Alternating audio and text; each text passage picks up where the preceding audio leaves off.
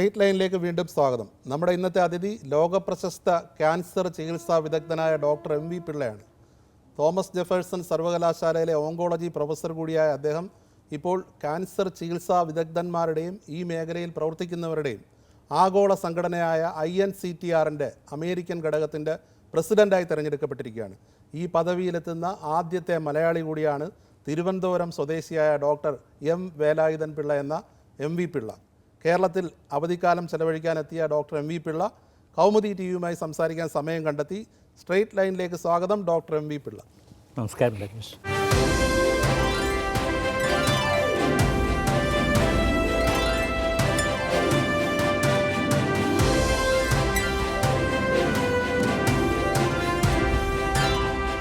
ആദ്യം തന്നെ ഈ പദവിയിലേക്ക് തിരഞ്ഞെടുക്കപ്പെട്ടതിൽ കേരള കൗമുദിയുടെ അനുമോദനങ്ങൾ അറിയിക്കുന്നു. ഈ പദവിയുടെ ഒരു പ്രത്യേകത എന്താണെന്നൊന്ന് വിശദീകരിക്കാം. ഇത് സേവനത്തിന് ഉതകുന്ന ഒരു പദവിയാണ്. വാസ്തവത്തിൽ ഒരു മത്സരിച്ച് കിട്ടുന്ന ഒരു പൊസിഷനല്ല ഇത്.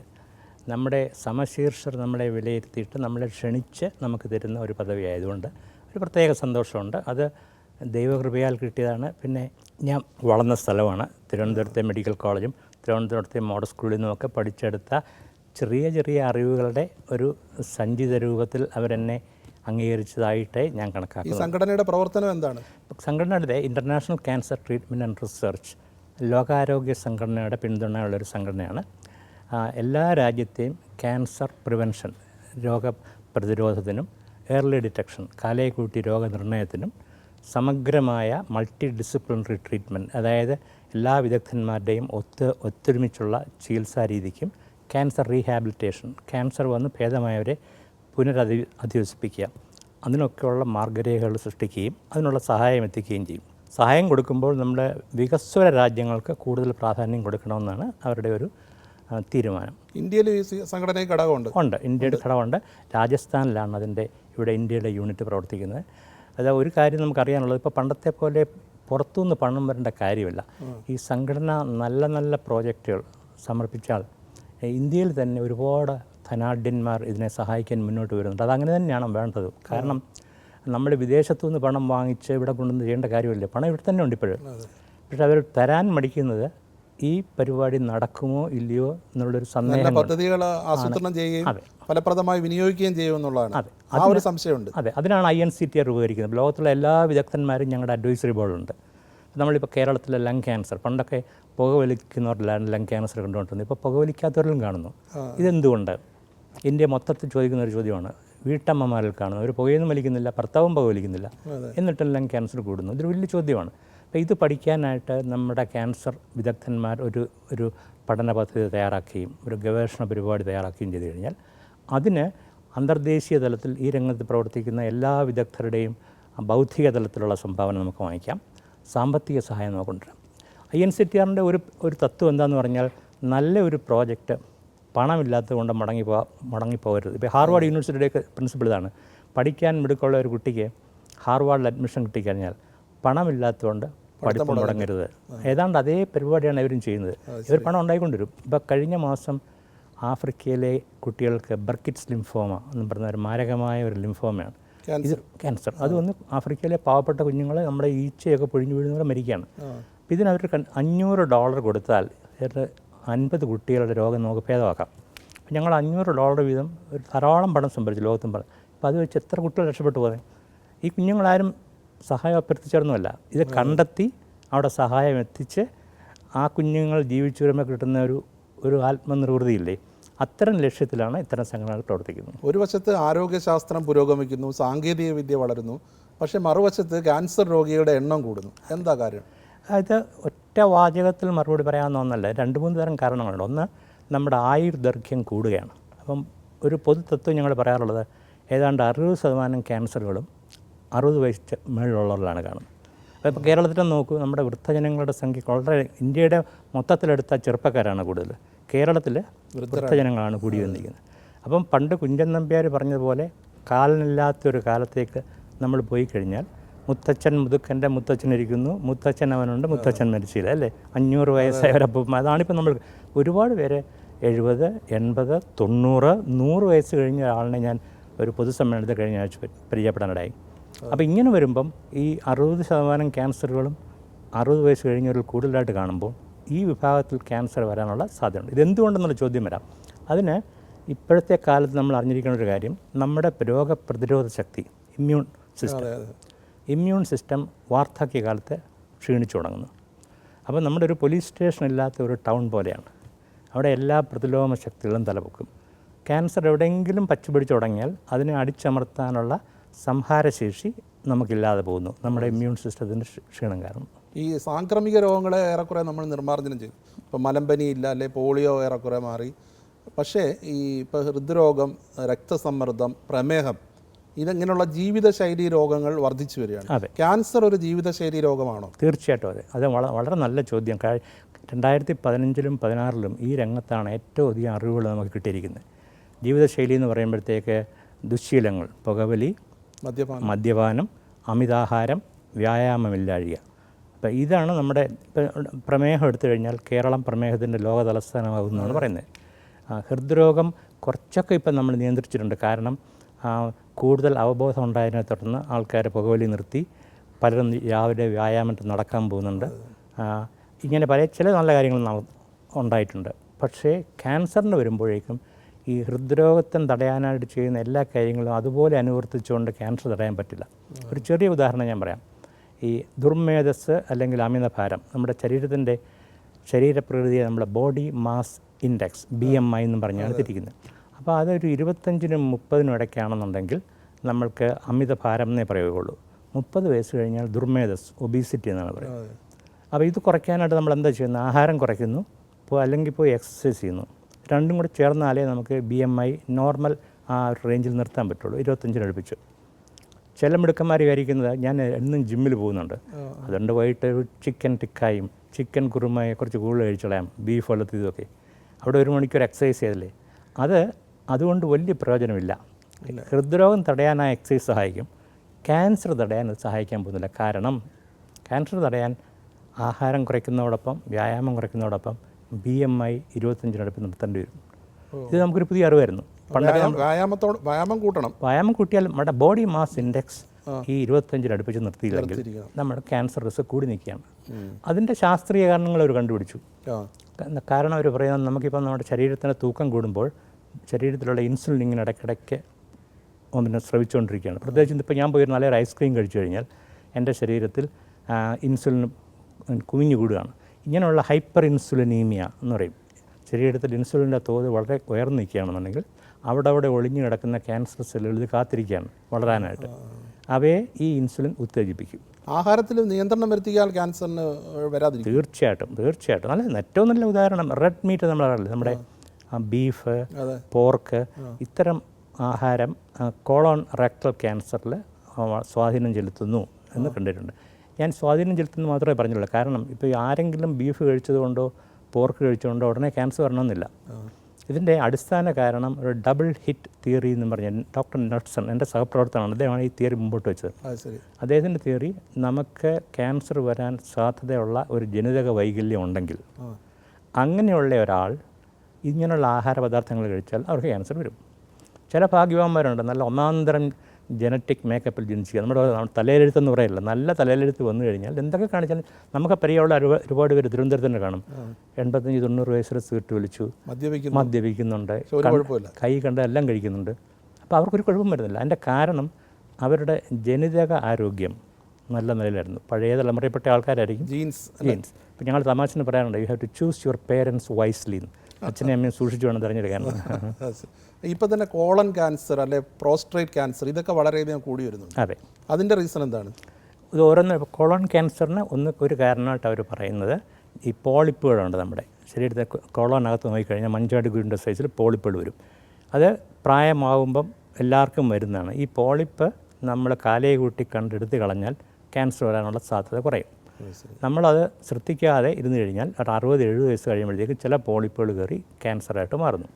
ഇപ്പോൾ ഏറ്റവും രസകരമായൊരു സംഭവം, ഈ പോളിപ്പുകൾ ഉണ്ടാകുന്നത് തടയാനായിട്ട് സർവ്വസാധാരണമായൊരു മരുന്നാണ് ആസ്പിരിൻ. ആസ്പിരിൻ കഴിച്ചാൽ പോളിപ്പ് വരുന്നത് തടയാമെന്ന് കണ്ടുപിടിച്ചിട്ടുണ്ട്. അവർ ഡെയിലി ഒരു ആസ്പിരിൻ കൂടെ കഴിച്ചാൽ ഇപ്പോൾ നമ്മൾ ഹാർട്ട് അറ്റാക്ക് വരാതിരിക്കും നമ്മൾ ഉപയോഗിക്കുന്നുണ്ട്. അപ്പോൾ ആസ്പിരിൻ പല ഉപയോഗങ്ങളിലൊന്ന് ഈ പോളിപ്പ് തടയാനും ഉപയോഗിക്കുന്നുണ്ട്. അപ്പോൾ ഇങ്ങനെ കാര്യങ്ങളെക്കുറിച്ച് നമ്മൾ പഠിച്ചു വരുമ്പം പല ക്യാൻസറുകളും നമുക്ക് തടയാൻ പറ്റും. പ്രോസ്റ്റേറ്റ് ക്യാൻസർ ഇതിൻ്റെ കാരണം ഇതുവരെ കൃത്യമായിട്ട് കണ്ടുപിടിക്കാൻ പറ്റിയിട്ടില്ല. പക്ഷേ ഈ കൊല്ലം വന്ന ചില പഠനങ്ങൾ കാണിക്കുന്നത് നമ്മുടെ ഇതുപോലെ തന്നെ നമ്മുടെ ജനിതക വൈകല്യങ്ങൾ ആദ്യം ഇതിനടിത്തറവാകുന്നു.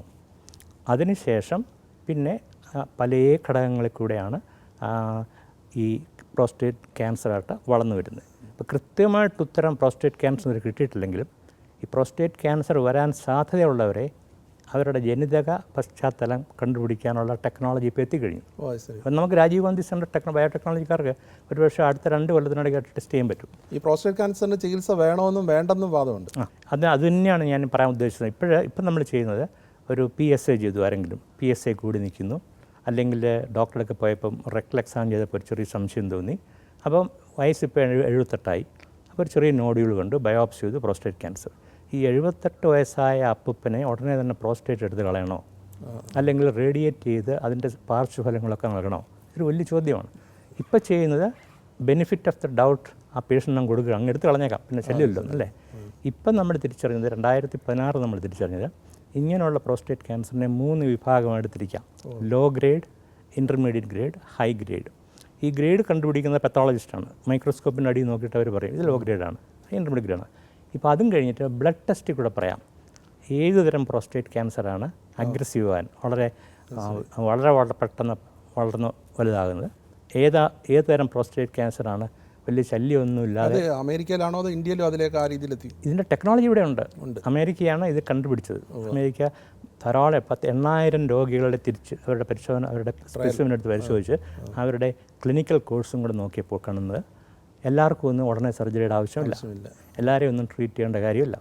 ഇതിനൊക്കെ പുറമെ ഇംഗ്ലണ്ടിൽ ഈ ട്രാഫിക് ആക്സിഡൻറ്റിൽ കുറേ ആൾക്കാർ മരിച്ചു. ഇപ്പോൾ ട്രാഫിക് ആക്സിഡൻറ്റ് മരിക്കുമ്പോൾ അവർക്കെല്ലാം പോസ്റ്റ്മോർട്ടം വേണം. അവിടെ പോസ്റ്റ്മോർട്ടം ചെയ്തപ്പോൾ ട്രാഫിക് ആക്സിഡൻറ്റ് മരിച്ച 75, 80, 85 വയസ്സെ അപ്പൂപ്പന്മാരിൽ ഒരുപാട് പേർക്ക് പ്രോസ്റ്റേറ്റ് ക്യാൻസർ അവർ പോലും അറിഞ്ഞിട്ടില്ല. അത് ശരി. അപ്പോൾ ഒരു ചോദ്യം വന്നു, ഇത് നേരത്തെ കണ്ടുപിടിച്ചിരുന്നെങ്കിൽ അവരെ എല്ലാം നമ്മൾ ഓപ്പറേറ്റ് ചെയ്ത് അല്ലെ അവർക്കല്ല ഒരുപാട് ശല്യങ്ങളുണ്ടാകും. അപ്പോൾ ഈ പ്രോസ്റ്റേറ്റ് ക്യാൻസർ എടുത്തു ചാടി ഇപ്പം ചികിത്സിക്കാൻ ആരും പോകാറില്ല. ഈ സ്ത്രീകളിൽ തന്നെ ഈ മാറിടത്തിൽ വരുന്ന ക്യാൻസർ, ബ്രസ്റ്റ് ക്യാൻസർ, അത് ഇന്ത്യയിൽ വലിയ രീതിയിൽ വർദ്ധിച്ചു വരുന്നുണ്ട്. അതേസമയം കേരളത്തിൻ്റെ കാര്യം എടുക്കുകയാണെങ്കിൽ ഈ ഗർഭാശയ ഗളം, സെർവൈക്കൽ ക്യാൻസർ, അത് കേരളത്തിലെ സ്ത്രീകൾക്കിടയിൽ കുറഞ്ഞു വരുന്നുണ്ട്. വളരെ നല്ല എനിക്ക് തോന്നുന്നു കേരളത്തിലെ വിദ്യാഭ്യാസത്തിനുള്ള ഉയർച്ചയും വിവാഹ പ്രായ വ്യത്യാസം, എന്താണ് അതിൻ്റെ ഡോക്ടർക്കുള്ള ഈ ഗർഭാശയ ഗള ക്യാൻസർ അല്ലെങ്കിൽ സെർവൈക്കൽ ക്യാൻസറിൻ്റെ കാരണങ്ങളായിട്ട് ഇപ്പം നമ്മൾ ഏറ്റവും അധികം തിരിച്ചറിഞ്ഞിരിക്കുന്നത് papilloma virus, human papilloma virus. ഇതൊരു സെക്ഷലി ട്രാൻസ്മിറ്റഡ് ഡിസീസായിട്ട് വരുമ്പോഴും അപ്പോൾ പുരുഷൻ്റെ ലിംഗാഗ്രത്തിൽ ചർമ്മത്തിലാണ് ഈ പാപ്പിലോമ വൈറസിൻ്റെ താവളം. അപ്പം ഈ സർക്കംസിഷൻ ചെയ്യാത്ത ഒരു പുരുഷനുമായിട്ട് ലൈംഗിക ബന്ധത്തിൽ ഏർപ്പെടുകയോ അല്ലെങ്കിൽ ധാരാളം പുരുഷന്മാരുമായിട്ട് ലൈംഗിക ബന്ധത്തിൽ ഏർപ്പെടുകയുന്നവർക്ക് ഈ പാപ്പിലോമ വൈറസ് പിടിപെടാനുള്ള സാധ്യതയുണ്ട്. അപ്പോൾ ഈ പാപ്പിലോമ വൈറസ് പിടിപെടാതിരിക്കണമെങ്കിൽ അതിനുള്ള വാക്സിൻ ഇപ്പോൾ ഉണ്ട്.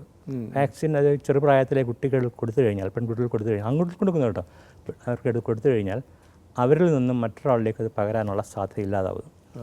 പിന്നെ ഇപ്പോൾ കേരളത്തിൽ ഈ സർവൈക്കൽ ക്യാൻസർ കുറഞ്ഞ നമ്മുടെ വിജയരഹസ്യം തന്നെയാണ്.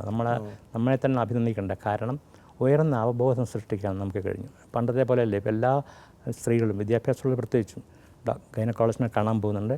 ചെറിയ എന്തെങ്കിലും ഡിസീസ് കണ്ട ഒരു അപാകത കണ്ടാൽ ചികിത്സിച്ച് ഭേദമാക്കുന്നുണ്ട്. വ്യക്തിപരമായ ശുചിത്വം പാലിക്കുന്നുണ്ട്, കോണ്ടം ഉപയോഗിക്കുന്നുണ്ട്, പാപ്പിലോമ വാക്സിൻ എടുക്കുന്നുണ്ട്. ഇതിനൊക്കെ പുറമെ അടുത്ത കാലം വരെ നമ്മുടെ നാട്ടിലെ ഏറ്റവും സർവ്വസാധാരണമായ ഒരു സർജറിയാണ് ഹിസ്റ്ററക്ടമി. അപ്പം ആവശ്യത്തിനും അനാവശ്യത്തിനും ഒക്കെ യൂട്രസ് അങ്ങ് എടുത്ത് കളഞ്ഞു. അപ്പം ഈ പൊനം അങ്ങ് പോയപ്പോൾ പിന്നെ പാമ്പിന് കയറി ഇരിക്കാൻ സ്ഥലമില്ല. അങ്ങനെയുണ്ട്. ഈ പിന്നെ വിവാഹ പ്രായത്തിൽ വലിയ വ്യത്യാസം വന്നിട്ടുണ്ട്. സ്ത്രീകളൊക്കെ ഇപ്പോൾ കുറച്ചുകൂടെ അതൊരു ഇത് വിവാഹവുമായിട്ട് കൂടുതൽ ബന്ധമുള്ളത് ബ്രസ്റ്റ് ക്യാൻസറിനാണ്. അതായത് നമ്മളെ വിവാഹിതയായി ഗർഭിണിയാവുമ്പോഴേക്കും നമ്മുടെ ശരീരത്തിലെ എസ്ട്രജൻ്റെ തോത് കുറഞ്ഞു വരും. പ്രോജസ്റ്റേഷൻ കൊണ്ടിട്ട് കുഞ്ഞിനെ നിലനിർത്താൻ വേണ്ടിയിട്ട് പ്രൊജസ്റ്റൻ എന്നുള്ള ഹോർമോണിൻ്റെ പേര് തന്നെ അതാണ്. കുഞ്ഞിനെ നിലനിർത്താനുള്ള ഹോർമോണാണ്. അപ്പോൾ ഈ പ്രൊജസ്റ്റൻ കൂടുമ്പോഴത്തേക്ക് എസ്ട്രജൻ്റെ നില കുറയും. എസ്ട്രജനാണ് ചെല്ലിക്കാരൻ. എസ്ട്രജൻ ഒരു സ്ത്രീയുടെ ശരീരത്തിൽ അതിനൊരു തേർവാഴ്ച എന്ന് പറയും. ഒരു 10-14 വയസ്സിൽ, ഇപ്പോൾ 14 അല്ല 12 വയസ്സിലെ കുട്ടികളെ ആരംഭിക്കുന്നുണ്ട്. അപ്പോൾ അങ്ങനെയുള്ള ഒരു പെൺകുട്ടിക്ക് 30 വയസ്സിൽ കല്യാണം കഴിക്കുകയാണെങ്കിൽ 18 കൊല്ലക്കാലത്തേക്ക് എസ്ട്രജൻ്റെ തേർവാഴ്ചയാണ് ശരീരത്തിലുള്ളത്. ഈ എസ്ട്രജൻ ഈ ബ്രസ്റ്റിലെ വികൃതികൾ സൃഷ്ടിക്കുകയും ഈ ബ്രസ്റ്റ് ക്യാൻസറിന് താവളം ഒരുക്കുകയും ചെയ്തു. എല്ലാവർക്കും ഇല്ല കേട്ടോ. ഇവിടെയും നമ്മൾ മനസ്സിലാക്കാനുള്ളത് ഇങ്ങനെയുള്ള എല്ലാ പെണ്ണുങ്ങൾക്കും വരുന്നില്ല. അപ്പോൾ അതിനകത്ത് ഇപ്പം നമുക്ക് ചെയ്യാവുന്നത് ഇതിന് സാധ്യതയുള്ള പെൺകുട്ടികളെ തിരിച്ചറിയാനുള്ള ജനറ്റിക് മാർക്കേഴ്സ് തന്മാത്രാ നിലവാരത്തിൽ നമ്മുടെ തിരുവനന്തപുരത്തെ Rajiv Gandhi centre of biotechnology ഈ വിഷയത്തിൽ ഇപ്പോൾ ഗവേഷണം നടത്തുന്നുണ്ട്. അപ്പോൾ ഒരു 5 കൊല്ലം കൂടെ കഴിയുമ്പോഴത്തേക്ക് ഒരു 12 വയസ്സ് 14 വയസ്സിലെ ടെസ്റ്റ് നമ്മുടെ ഒരു ഫിസിക്കൽ ടെസ്റ്റിന് പോകുമ്പോൾ ഒരു ബ്ലഡ് ടെസ്റ്റ് കൂടെ പറയാൻ പറ്റും ഈ കുട്ടിക്ക് ബ്രസ്റ്റ് ക്യാൻസറിൻ്റെ ഒരു അപാകതയുണ്ട്, കൂടെ സ്കാൻ ചെയ്തുകൊണ്ടിരിക്കണം, അല്ലെങ്കിൽ എന്നും പരിശോധിച്ചുകൊണ്ടിരിക്കണം. ഈ ബ്രസ്റ്റ് ക്യാൻസർ ഇപ്പോൾ പൂർണ്ണമായിട്ടും ക്യൂറബിൾ ആകുന്ന അവസ്ഥയുണ്ടോ? ഉണ്ട്, നേരത്തെ കണ്ടുപിടിച്ചാൽ പൂർണ്ണമായിട്ടും ക്യൂർ ചെയ്യും. അതായത് അല്ലെങ്കിലും ഇത് റിമൂവ് ചെയ്യേണ്ടി വരും. ഇപ്പോൾ ബ്രസ്റ്റ് റിമൂവ് ചെയ്യുന്ന കാലമൊക്കെ പോയി. ഇപ്പോൾ പുതിയ ട്രീറ്റ്മെൻറ്റ് സർജറിയിൽ വന്നു കഴിഞ്ഞു. ലംബെക്ടമി എന്ന് പറഞ്ഞാൽ ഒരു മഞ്ചാടി കുരുവിൻ്റെ സൈസ് മാത്രമേ ഉള്ളെങ്കിൽ അത് മാത്രം അങ്ങ് എടുത്ത് കളയാം. പിന്നെ പണ്ടത്തെ പോലെ ഈ കക്ഷത്തിലുള്ള ലിംഫിനോടൊക്കെ എടുത്ത് കളഞ്ഞ ആൾക്കാർ ഒരു 40 കൊല്ലം മുമ്പൊക്കെ ബ്രസ്റ്റ് ക്യാൻസർ കഴിഞ്ഞ രോഗികളെ കണ്ടാൽ നമുക്ക് തന്നെ കഷ്ടം തോന്നും. ഇത്രയും ഭാഗം ഛേദിച്ച് കളഞ്ഞ് ശരീരത്തിന് ഒരുപാട് വൈകൃതങ്ങളും വൈകല്യങ്ങളും പേറി നടക്കുന്ന ഒരുപാട് പേരുണ്ട്. ഇപ്പോൾ ആ കാലമൊക്കെ പോയി. ഈ മാറിട ക്യാൻസർ നേരത്തെ നിർണ്ണയിക്കാനും അതിന് പൂർണ്ണമായിട്ട് ചികിത്സിച്ച് ഭേദമാക്കാനും പറ്റുമോ? തീർച്ചയായിട്ടും. നമ്മളെ എല്ലാ ക്യാൻസറുകളും നമ്മൾ 4 സ്റ്റേജായിട്ടാണ് തിരിക്കുന്നത്. 1, 2, 3, 4. 1, 2 സ്റ്റേജുകളുള്ളത് ഈ സ്തനാർബുദം, മാറിട ക്യാൻസർ നമ്മളത് സ്തനാർബുദം അല്ലെങ്കിൽ ബ്രസ്റ്റ് ക്യാൻസറിനെ ഇപ്പം ചികിത്സിച്ച് ഭേദപ്പെടുത്താൻ പറ്റും. ഇവിടെ ഒരു പ്രശ്നം നമ്മൾ കാണുന്നത് ഒരു പ്രത്യേകതരം ബ്രസ്റ്റ് ക്യാൻസർ ഇപ്പോൾ കേരളത്തിൽ വർദ്ധിച്ചു വരുന്നതായിട്ടാണ് കാരണം. ട്രിപ്പിൾ നെഗറ്റീവ് എന്ന് പറയും. അതായത് ഒരു ബ്രസ്റ്റ് ക്യാൻസർ സെല്ലെടുത്ത് പരിശോധിച്ചാൽ അതിൻ്റെ സർഫസിൽ പ്രതലത്തിൽ അതിനെ ഈ 3-4 റിസപ്റ്റേഴ്സ് ഉണ്ട്. ഒന്ന് എസ്ട്രജൻ പിടിച്ചെടുത്തിട്ടാണ് ഇത് വളരുന്നത്. പിന്നെ പ്രൊജസ്ട്രോണും പിടിച്ചെടുത്ത് ഈ കോശങ്ങൾ വളരാൻ നോക്കും. പിന്നെ HER2 എന്ന് പറയും, ഹ്യൂമൻ എപ്പിഡെർമൽ റിസപ്റ്റർ. ഈ റിസപ്റ്റർ വെച്ചിട്ടാണ് ഈ കോശങ്ങൾ വളരുന്നത്. ഇപ്പോൾ പല തരത്തിലുള്ള സിഗ്നലുകൾ പിടിച്ചെടുക്കാനുള്ള ആൻറ്റിനകളാണ് ഇതെല്ലാം. നമ്മുടെ ഒരു വലിയ ബിസിനസ് സ്ഥാപനത്തിൻ്റെ മുകളിൽ ഇപ്പോൾ ടെക്നോ പാർക്ക് ചെന്ന ആകാശത്തേക്ക് നോക്കിയിരുന്ന 3-4 റിസപ്റ്ററുകൾ കാണില്ല. അതേപോലെ ആൻറ്റിന പോലെ പലതരം ആൻറ്റിനകളുണ്ട്. ഇതിൽ എസ്ട്രജൻ്റെ റിസപ്റ്ററും പ്രൊജസ്ട്രോണിൻ്റെ റിസപ്റ്ററും ഉള്ള ക്യാൻസറുകൾ പൊതുവേ പറഞ്ഞു കഴിഞ്ഞാൽ നമുക്ക് ഏറെക്കുറെ നിയന്ത്രിച്ച് നിർത്താൻ കഴിയുന്നതാണ്. ഈ ആർത്തവ വിരാമത്തിന് ശേഷം ആഫ്റ്റർ മെനോപോസാണ് ഇത് വരുന്നത്. അപ്പോൾ അതിപ്പോൾ ഒരു 60-55 വയസ്സായ ഒരു സ്ത്രീക്ക് ഇത് വന്നു കഴിഞ്ഞാൽ അവരെ നമുക്കൊരു 15-20 കൊല്ലമൊക്കെ നമുക്ക് ട്രീറ്റ് ചെയ്ത് വയ്ക്കാൻ പറ്റും. പ്രത്യേകിച്ച് സ്റ്റേജ് 1ഉം സ്റ്റേജ് 2 ഒക്കെയാണ്. അതുകൊണ്ടാണ് ഒരുപാട് സ്ത്രീകൾ ഇപ്പം കഴിഞ്ഞ 15 കൊല്ലമായിട്ട് ട്രീറ്റ്മെൻറ്റ് കഴിഞ്ഞിരിക്കുന്നത്. നേരെ മറിച്ച് ഈ റിസപ്റ്റർ ഇല്ലാത്തതാണെന്നുണ്ടെങ്കിൽ, അപ്പം എസ്ട്രജൻ്റെ റിസപ്റ്റർ നമുക്കില്ല, പ്രൊജസ്ട്രോണിൻ്റെ റിസപ്റ്റർ ഇല്ല, അങ്ങനെയുള്ളത് HER2 റിസപ്റ്റർ ഇല്ല, എല്ലായിരിക്കുന്ന ഒരുവിധം നല്ലതാണ്. അതിനാണ് ട്രിപ്പിൾ നെഗറ്റീവ് എന്ന് പറയുന്നത്. ഈ ട്രിപ്പിൾ നെഗറ്റീവ് ബ്രസ്റ്റ് ക്യാൻസറാണ് ഇപ്പോൾ ലോകം മുഴുവൻ ആൾക്കാരെ അലട്ടുന്ന ഒരു പ്രശ്നം. ഇതെങ്ങനെ പോകുമെന്നുള്ളതിനെക്കുറിച്ച് ആർക്കും നേരെ തിരിച്ചറിയാൻ കഴിഞ്ഞിട്ടില്ല. നമുക്ക് പ്രവചിക്കാനും പറ്റില്ല. അതിൻ്റെ ലക്ഷണം എന്താണ്? ലക്ഷണമൊന്നുമില്ല. നമ്മൾ ഈ ഒരു ബ്രസ്റ്റിലൊരു ലംബമായിട്ട് വരുന്നു, എടുത്ത് നോക്കുമ്പോൾ പത്തോളജിസ്റ്റ് പറയുന്നു എസ്ട്രജൻ്റെ റിസപ്റ്റർ ഇല്ല, പ്രൊജസ്ട്രോണിൻ്റെ റിസപ്റ്റർ ഇല്ല, HER2 റിസപ്റ്റർ ഇല്ല. അതുകൊണ്ടാണ് ഇതിന് ട്രിപ്പിൾ നെഗറ്റീവ്, 3 റിസപ്റ്ററും ഇല്ലാത്ത ബ്രസ്റ്റ് ക്യാൻസർ. ഇത് അമേരിക്കയിൽ ഇത് ആദ്യം കണ്ടുപിടിച്ചത് അസ്കിനാഷി ജൂതന്മാരുടെ ഇടയിൽ 30% ആൾക്കാർക്ക് 1 out of 3 ജൂതന്മാരിൽ ഇത് കണ്ടു. അപ്പോൾ അത് ജൂതന്മാർക്ക് വന്നപ്പോഴത്തേക്ക് അവർ ഒരുപാട് ബുദ്ധിശാലികൾ, ഒരുപാട് സ്കോളേഴ്സ്, പണ്ഡിതന്മാരുടെയും ഗവേഷകരുടെയൊക്കെ സമുദായമുള്ള ജൂതന്മാർ ഒരുപാട് പഠനം നടത്തി. അങ്ങനെ നോക്കിയപ്പോൾ ആഫ്രിക്കൻ വംശജരായ പെണ്ണുങ്ങൾ ഒരുപാട് കണ്ടു തുടങ്ങിയിരുന്നു. ഇപ്പോൾ ഇന്ത്യയിലെ ഗവേഷണത്തിൽ നോക്കിയപ്പോൾ നമ്മുടെ പാഴ്സി വർഗ്ഗക്കാരിൽ ഇതിൻ്റെ ഇൻസിഡൻസ് കൂടുതലാണ്. ഇത് താരതമ്യേന കൂടുതൽ ശല്യക്കാരനായ ബ്രസ്റ്റ് ക്യാൻസറാണ്. അപ്പോൾ ഇപ്പം ഞാൻ അറിയുന്നത് ഞാനിപ്പോൾ കേരളത്തിലെ പല ക്യാൻസർ സ്പെഷ്യലിസ്റ്റുമാണ് സംസാരിച്ചപ്പം ഇതിവിടെയും കൂടി വരികയാണ്. ഇതിന് വളരെയധികം ഗൗരവം അർഹിക്കുന്ന ഒരു വിഷയം. കാരണം സാധാരണ ബ്രസ്റ്റ് ക്യാൻസർ ചികിത്സിച്ച് ഭേദമാക്കുന്ന പോലെ ഒരു ഉറപ്പ് നമുക്ക് ഇതിൽ കൊടുക്കാൻ പറ്റില്ല. അപ്പോൾ ഇത് നമ്മൾ എന്തുകൊണ്ടാണ് കേരളത്തിൽ ഇത് കൂടുന്നത് നമ്മൾ കണ്ടുപിടിച്ചേ പറ്റുള്ളൂ. ഇതിനുള്ള ഗവേഷണങ്ങൾ ഇവിടെ നടക്കുന്നുണ്ട്. ഈ കാര്യത്തിൽ എന്തെങ്കിലും ഒരു മുൻകരുതൽ എന്നുള്ള നിലയിൽ സ്ത്രീകൾക്ക് ചെയ്യാവുന്ന എന്തെങ്കിലും ഉണ്ടോ? ചെയ്യാൻ പറ്റും. അതായത് ഇപ്പം നമ്മുടെ വീട്ടിൽ തന്നെ ഒരാൾക്ക് ബ്രസ്റ്റ് ക്യാൻസർ വന്നു, 35 വയസ്സ് ബ്രസ്റ്റ് ക്യാൻസർ വന്നു. അപ്പോൾ അങ്ങനെയുള്ളവർ ചെയ്യേണ്ടത് അവർക്ക് ആ കുടുംബത്തിൽ മറ്റ് സ്ത്രീകൾക്ക്, പ്രത്യേകിച്ചും ചെറുപ്പക്കാരായ സ്ത്രീകൾക്ക് ബ്രസ്റ്റ് ക്യാൻസർ വരാൻ സാധ്യതയുണ്ടോ എന്ന് കണ്ടുപിടിക്കുന്ന ജനറ്റിക് മാർക്കേഴ്സ്, ജനിതക രൂപരേഖകൾ ഇപ്പോൾ നമുക്ക് കണ്ടെടുക്കാം. BRCA1 breast cancer 1, BRCA2 breast cancer 2. ഇത്തരം ജീനുകൾ നമുക്ക് ദൈവം തന്നിരിക്കുന്നത്, അല്ലെങ്കിൽ പ്രകൃതി തന്നിരിക്കുന്നത് ട്യൂമർ സപ്രസർ ജീൻസിന്, ക്യാൻസർ വളരുന്നതിനെ തടയാനുള്ള സംഹാരശേഷിയുള്ള ജീനുകളാണ്. ഈ സംഹാരശേഷിയുള്ള ജീനുകളങ്ങ് ക്ഷീണിച്ചു കഴിഞ്ഞാൽ പിന്നെ ആരും ചോദിക്കാനും പറയാനുമില്ല, ക്യാൻസറിന് എവിടെ വേണമെങ്കിലും വളരാം. അപ്പോൾ ഇത്തരം BRCA മ്യൂട്ടേഷനുള്ള സ്ത്രീകളെ കണ്ടുപിടിക്കാനുള്ള ടെസ്റ്റ് ഇപ്പോൾ ഇവിടെയുണ്ട്, കേരളത്തിലൊക്കെ കിട്ടും. അപ്പോൾ അങ്ങനെയുള്ള സ്ത്രീകളെ വേർതിരിച്ചെടുത്തിട്ട് അവരെ ഇടയ്ക്കിടയ്ക്ക് പരിശോധിച്ചുകൊണ്ടിരുന്നാൽ വളരെ നേരത്തെ സ്റ്റേജ് 1 നമുക്ക് കണ്ടുപിടിക്കാം. സ്റ്റേജ് 1 കണ്ടുപിടിച്ചാൽ നമുക്കത് ചികിത്സിച്ച് ഭേദമാക്കാനുള്ള സാധ്യത കൂടുതലാണ്. ഇപ്പോഴീ പിന്നെ ഈ ക്യാൻസർ പാരമ്പര്യമായിട്ട് വരുന്ന ഒരു അസുഖമാണോ? ഞാൻ ചോദിക്കാൻ കാര്യം ഇപ്പോൾ ഏഞ്ചലീന ജോളി എന്ന് പറയുന്ന നടിയുടെ. അതെ, അതിപ്പം രാജേഷ് ചോദിച്ച ഈ ചോദ്യത്തിൻ്റെ ഉത്തരവാണ് ഞാൻ ആദ്യം പറഞ്ഞത്. ഈ ഏഞ്ചലീന ജോളിക്കുള്ളത് അവർക്ക് BRCA മ്യൂട്ടേഷൻ ഉണ്ട്. അപ്പോൾ cancer, breast cancer, ovarian cancer തുടങ്ങിയ ക്യാൻസറുകളെ വരാതെ നമ്മെ രക്ഷിക്കുന്ന ട്യൂമർ സപ്രസർ ജീൻ, ക്യാൻസർ സംഹാര ജീൻ ആഞ്ചലീന ജോളിയുടെ കുടുംബത്തിൽ ക്ഷീണിച്ചു കിടക്കുകയാണ്. അങ്ങനെ ക്ഷീണിച്ചു കിടക്കുമ്പോൾ ഓവറിയൻ ക്യാൻസർ വന്ന സ്ത്രീയുടെ അടുത്ത പേടി എന്താ? എപ്പോഴാണ് എനിക്ക് ബ്രസ്റ്റ് ക്യാൻസർ വരാൻ പോകുന്നത്? അപ്പോൾ ബ്രസ്റ്റ് ക്യാൻസർ വരാതിരിക്കാൻ ഒറ്റ മാർഗ്ഗമേ ഉള്ളൂ, നേരത്തെ കാലത്ത് ബ്രസ്റ്റ് അങ്ങ് എടുത്ത് കളയാമെന്നാണ് അവർ തീരുമാനിച്ചു. പക്ഷേ അതിൻ്റെ ആവശ്യമില്ല, അല്ലാതെ തന്നെ നമുക്ക് അതൊരു മണ്ടൻ തീരുമാനമായിരുന്നു. ഓരോരുത്തരുടെ ജീവിതത്തിലെ ഫിലോസഫി പോലെ ഇരിക്കും. അപ്പം ഈ അവരെ സംബന്ധിച്ചോളം എനിക്കിങ്ങനെ ഗുളിക കഴിച്ചുകൊണ്ട് തരാൻ എനിക്ക് താല്പര്യമില്ല, അല്ലെങ്കിൽ എല്ലാ കൊല്ലവും പോയി മാമോഗ്രാമും MRIയും ചെയ്യാൻ എനിക്ക് താല്പര്യമില്ല, ഓവർ എടുത്ത് കളയാൻ എനിക്ക് താല്പര്യമില്ല. അപ്പം പിന്നെ ഈ ഒരു മാർഗ്ഗമേ ഉള്ളൂ. സ്ത്രീയുടെ സൗന്ദര്യത്തിൻ്റെ ഒരു ഘടകം കൂടിയല്ലേ മാറിടം? അതിപ്പം സൗന്ദര്യത്തെക്കുറിച്ചുള്ള സങ്കല്പം തന്നെ മാറി വരുന്നൊരു കാലത്താണ് നമ്മൾ ജീവിക്കുന്നത്, അല്ലേ? LGBT എന്നുള്ള സമുദായം തന്നെ, അല്ലേ? അവർ തന്നെ ഇപ്പോൾ ഏറ്റവും അധികം അവകാശങ്ങളും അവരുടെ പ്രാധാന്യമൊക്കെ ഊന്നിപ്പറയുന്ന കാലത്ത് പഴയ സങ്കല്പങ്ങളെല്ലാം മാറുകയല്ലേ. ഇപ്പോൾ ഈ ക്യാൻസർ ചികിത്സ നിർണ്ണയിക്കുന്നതിലും അത് ചികിത്സിച്ച് ഭേദമാക്കുന്നതിലും സമീപകാലത്തുണ്ടായ ഏറ്റവും വലിയ കണ്ടുപിടുത്തം അല്ലെങ്കിൽ ഏറ്റവും വലിയൊരു നേട്ടം എന്താണ്? രണ്ട് മേഖലകളിലാണ് നമുക്ക് ഏറ്റവും കൂടുതൽ പുരോഗതി ഉണ്ടായിരിക്കുന്നത്. ഒന്ന് ഈ ജീനോമിക്സ്, ജനിതക രഹസ്യങ്ങളിൽ കൂടി നമുക്ക് ഒരു രോഗിക്ക് ക്യാൻസർ വരാൻ സാധ്യതയുണ്ടോ എന്ന് കണ്ടുപിടിക്കാൻ പറ്റിയിട്ടുണ്ട്. അപ്പോൾ ക്യാൻസർ വരുന്നതിന് മുമ്പേ കാലയെ കൂട്ടി നമുക്ക് തിരിച്ചറിയാൻ പറ്റും. ഈ ജീൻ മാർക്കറുള്ള കാരണം നിങ്ങൾ സൂക്ഷിച്ചിരിക്കണം. മോളിക്കുലർ ബയോളജിസ്റ്റ് പറയാൻ പോകുന്നത് 30 വയസ്സ് വരെ നിങ്ങളുടെ കിഡ്നിക്ക് ഒരു കുഴപ്പവും വന്നിട്ടില്ലെങ്കിൽ പിന്നെ ഒന്നും പേടിക്കാനില്ല. 30 വയസ്സിന് ശേഷം പിന്നെ നിങ്ങൾ ലങ്സ് ശ്രദ്ധിക്കണം, അവിടെയുള്ള ജീനാണ് ക്ഷീണിച്ചിരിക്കുന്നത്. ഇതാണ് നാളെ ഉണ്ടാകാൻ പോകുന്ന മോളിക്കുലർ ഹൊറോസ്കോപ്പ്, ജനിതക ജാതകം. അപ്പോൾ അതിനുള്ള അറിവിപ്പം നമ്മൾ നേടിക്കഴിഞ്ഞു. ഇതിപ്പം നമുക്ക് ഈ 3-3.5 കോടി കേരളീയരിൽ ഈ ടെസ്റ്റ് ചെയ്യാൻ പറ്റില്ല, നമുക്ക് ആ ചിലവ് താങ്ങാൻ പറ്റില്ല. അപ്പോൾ ഇനിയിപ്പം നമ്മൾ ചെയ്യേണ്ടത്, നമ്മുടെ ഏതെങ്കിലും കുടുംബത്തിൽ അസാധാരണമായി ക്യാൻസർ ഉണ്ടെങ്കിൽ ആ കുടുംബത്തെ വേർതിരിച്ച് പഠിച്ചാൽ മതി. അപ്പോൾ ഒരു $1000 മതി ഇപ്പോൾ കംപ്ലീറ്റ് നമ്മുടെ ഒരു ശരീരത്തിൻ്റെ ജനിതക ബ്ലൂ പ്രിൻ്റ് തയ്യാറാക്കാൻ. ഇപ്പോൾ $1000 ചിലവുള്ളൂ. $1000 നമ്മൾ ഇപ്പോഴത്തെ കണക്കനുസരിച്ച് ഏതാണ്ട് 70,000 രൂപ. 70,000 രൂപ കൊടുത്താൽ രാജേഷിൻ്റെ കംപ്ലീറ്റ് ജനറ്റിക് പ്രൊഫൈൽ ഇപ്പോൾ തയ്യാറാക്കി തരും. അപ്പോൾ അത് വിദേശത്ത് മാത്രമാണോ? ഇവിടെ ഡൽഹിയിലൊക്കെ ഉണ്ട്, ബോംബെയിലുണ്ട്, ഇവിടെ കേരളത്തിൽ ഡൽഹിയിലും ബോംബെയിലുണ്ട്. അതിന് തലേ ദിവസം ഇവിടെ അങ്ങനെ അറിയാമല്ലോ. അപ്പോൾ ഇതിനകത്തൊരു ഒരു പ്രശ്നമുള്ളത്, ഇങ്ങനെ ഒരു ജനിതക രഹസ്യം നമ്മൾ നേടിയെടുത്തു കഴിഞ്ഞാൽ അതിനെ ദുരുപയോഗപ്പെടുത്തുമോ എന്നൊരു പ്രശ്നമുണ്ട്, അല്ലേ? ഇപ്പോൾ നമ്മൾ ഇൻഷുറൻസിന് അപ്ലൈ ചെയ്യുന്നു, നാളെ ലൈഫ് ഇൻഷുറൻസിന് അപ്ലൈ ചെയ്യുമ്പോഴത്തേക്ക് അവർ ചോദിക്കും ഇതിൻ്റെ കോപ്പി കിട്ടണം. അപ്പം ഇപ്പോഴത്തെ നിയമം അനുസരിച്ച് നമുക്കുള്ള എല്ലാ ആരോഗ്യ വിവരങ്ങളും അവർക്ക് കൊടുത്തേ പറ്റുള്ളൂ, അത് നിയമമാണത്.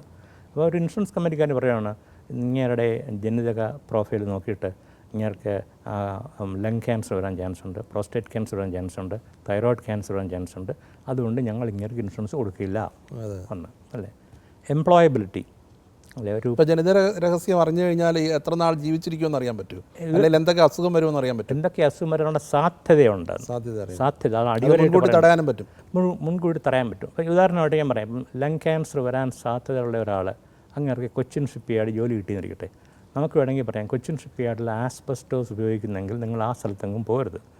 ആസ്ബസ്റ്റോസും പുകവലിയും ഈ ജനിതക വൈകല്യം കൂടെ ചേർന്ന് കഴിഞ്ഞാൽ ആരോ കൂടെ കിന്നരാവുന്ന പോലെയാണ്, നിങ്ങൾ ഉടനെ പിടിക്കും.